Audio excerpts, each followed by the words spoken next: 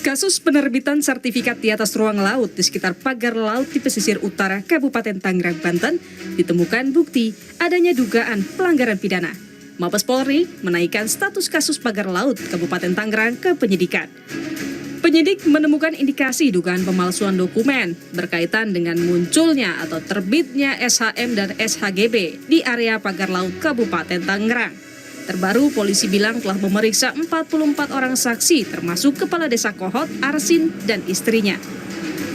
Dari penyelidikan kemudian juga sudah dinaikkan menjadi statusnya penyidikan.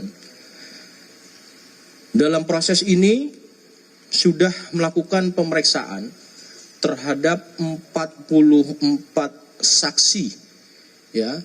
Teman-teman menanyakan siapa saja, tentu ini dari ada masyarakat, ada perangkat desa, ada kepala desa, kemudian ada juga dari pemerintah daerah setempat, termasuk dari kementerian. Tentu ini langkahnya pada status saksi, ya, adanya pemalsuan ya, terkait dengan SHGB dan SHM.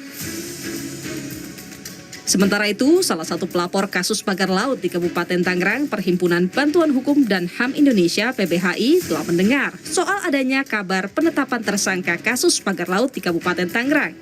Meski demikian, Polri belum mengungkap secara resmi siapa tersangka dalam kasus ini. PBHI mendesak pengusutan kasus secara transparan sebelum adanya intervensi politik. Dinaikkan status tahapannya menjadi penyidikan, yang artinya pertama, betul terjadi tindak pidana, dugaan tindak pidana di dalam proses sertifikasi laut. Itu yang pertama. Yang kedua, ada alat bukti yang cukup.